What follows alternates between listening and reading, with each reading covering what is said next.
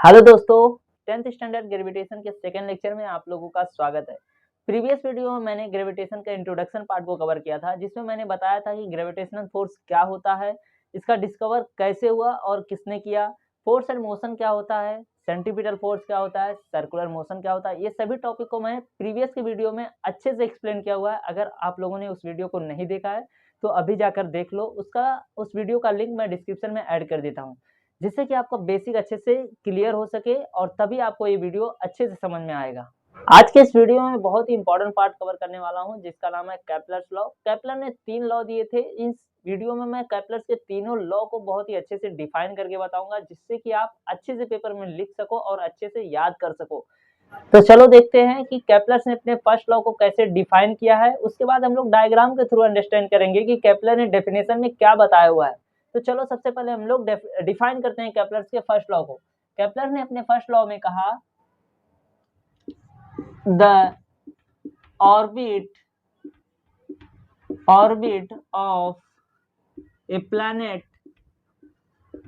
Of A planet is an ellipse with sun located at the one of the foci of the ellipse.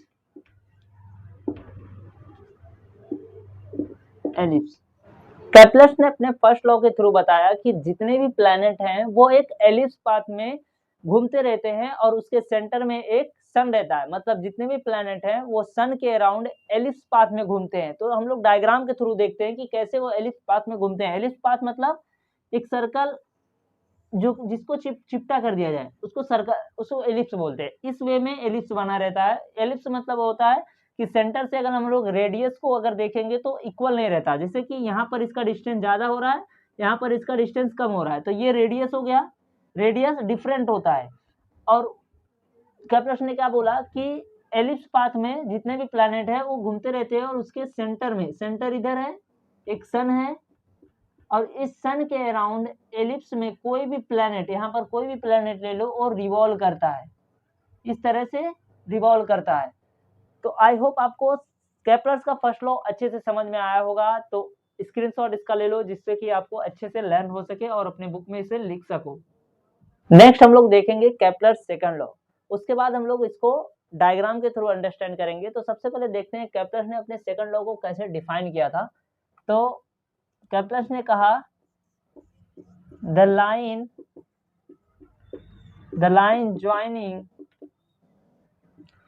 joining the planet to the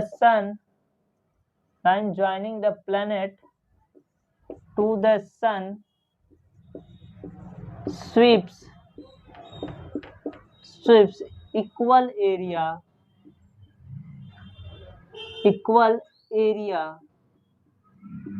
in equal intervals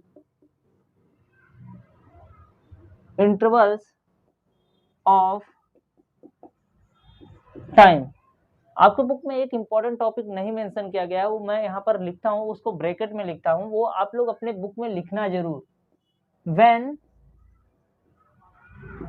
a planet is near to sun,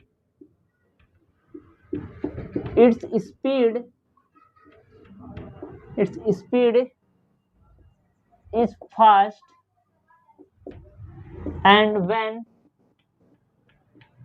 planet is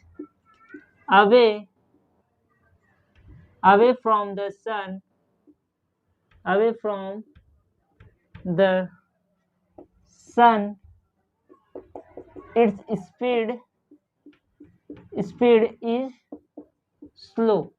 ये point बहुत ही important है, जो Kepler के second law में इसका जिक्र किया गया है, बट आपके बुक में वो पॉइंट नहीं दिया हुआ है।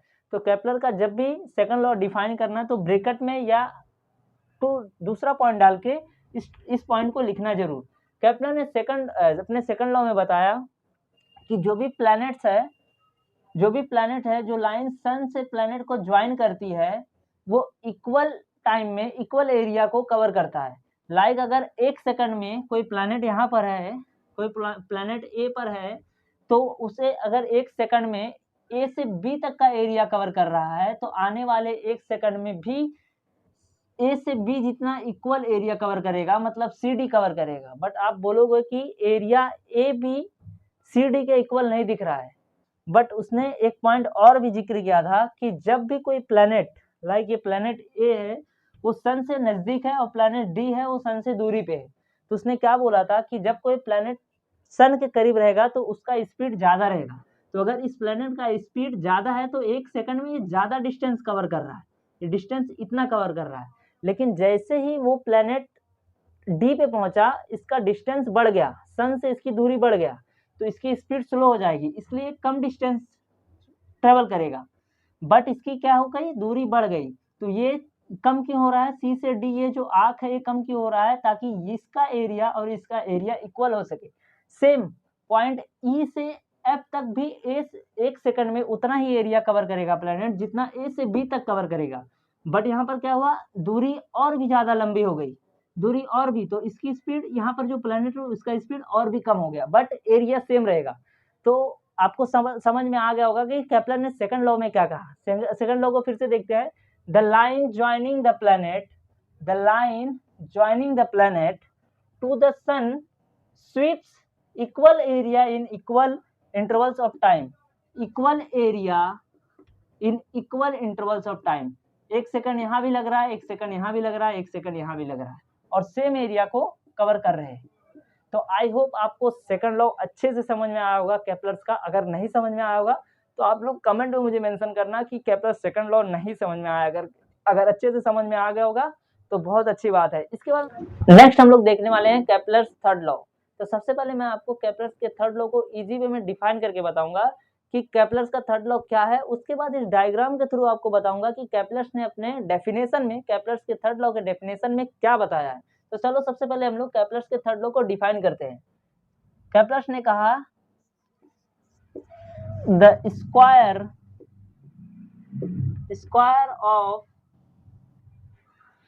Of the period of a revolution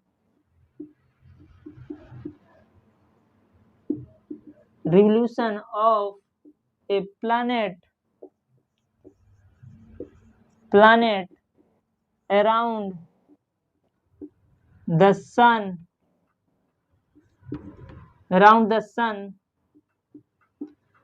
is directly proportional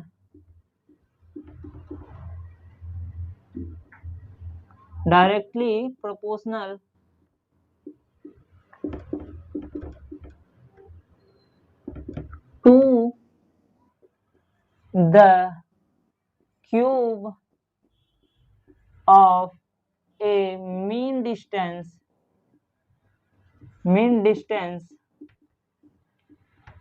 of a planet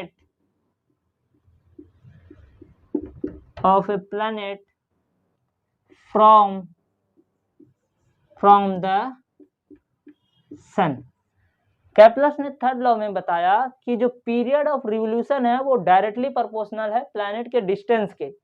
तो कैसे, सबसे पहले हम लोग देखेंगे पीरियड ऑफ रिवोल्यूशन का मतलब क्या है। पीरियड ऑफ रिवोल्यूशन का मतलब, अगर कोई प्लैनेट यहाँ पर है, ठीक, तो उसका सन का एक चक्कर लगाने के लिए कितना टाइम लग रहा है, उसे हम लोग बोलते हैं पीरियड ऑफ रिवोल्यूशन।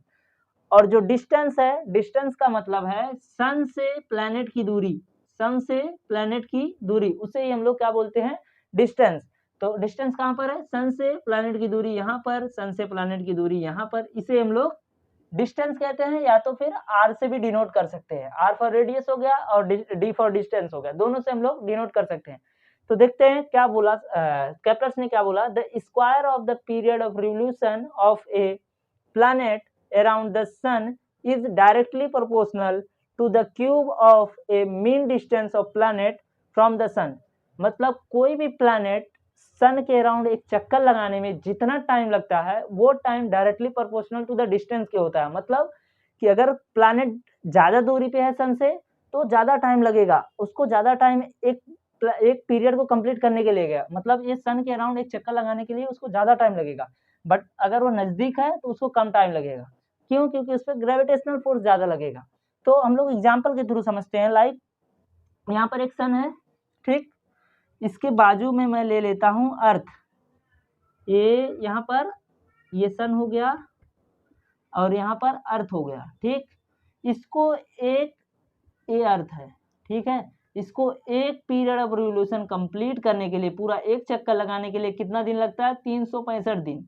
बट अगर मैं यहीं पर मास ले लेता हूं, मास, मंगल ग्रह को मास, तो इसको एक चक्कर लगाने के लिए सन का पूरा कितना लगता है दिन? 687 दिन लगता है, 687 डेज लगता है। क्यों ऐसा? क्योंकि जो अर्थ है वो सन के करीब में है और मास सन से ज्यादा दूरी पे है। तो थर्ड लॉ में इसने क्या बोला? T square is directly proportional to the R cube. T square directly proportional to R cube. बाद में उसको हम लोग डायरेक्टली प्रोपोर्शनल का साइन हटाने के लिए हम लोग इसलिए कांस्टेंट भी लगा सकते हैं। T square upon R cube equal to constant, equal to constant, और इसको हम लोग के भी लिख सकते हैं। तो आपको अच्छे से थर्ड लॉ समझ में आ गया होगा कि जिस प्लैनेट की दूरी जितनी ज्यादा रहेगी, सन से जितना ज्यादा दूरी पे रहेगा, उसको एक चक्कर कंप्लीट करने के लिए उससे उतना ही ज्यादा टाइम लगेगा। तो यही उसने अपने थर्ड लॉ में बताया था। तो थर्ड लॉ के साथ में इक्वेशन भी आप लोग लिख लेना। इसका मतलब यह है कि टी स्क्वायर और आर क्यूब, मतलब जितना टाइम लग रहा है उसको उसका स्क्वायर लेंगे और जितनी सन से प्लैनेट की दूरी है उसको डिवाइड करेंगे तो एक कांस्टेंट वैल्यू होती है जो कि कभी चेंज नहीं होता। लाइक अर्थ को पूरा कंप्लीट करने के लिए 365 दिन लगता है, तो 365 दिन ही लगेगा। अर्थ का ले लेंगे 365 दिन, उसका स्क्वायर, देन अर्थ से सन की जो दूरी है उसको यहाँ पर रखेंगे, तो उसको डिवाइड करने पे जो वैल्यू आएगी वो हमेशा कांस्टेंट रहेगी, वो कभी भी चेंज नहीं होगा। तो आई होप आपको केपलर का थर्ड लॉ भी अच्छे से समझ में आया होगा। तो आप इसका स्क्रीनशॉट ले लो। So guys, thank you for watching my video. Till then, keep smiling, keep sharing. So अगर आपको ये वीडियो अच्छे से पसंद आया होगा, समझ में आया होगा, तो आप कमेंट में मेंशन करो और चैनल को अभी के अभी सब्सक्राइब कर लो, जिससे कि फ्यूचर में आने वाली मेरी सभी वीडियो का नोटिफिकेशन आपको मिल सके और अपना सपोर्ट दिखाओ। Thank you.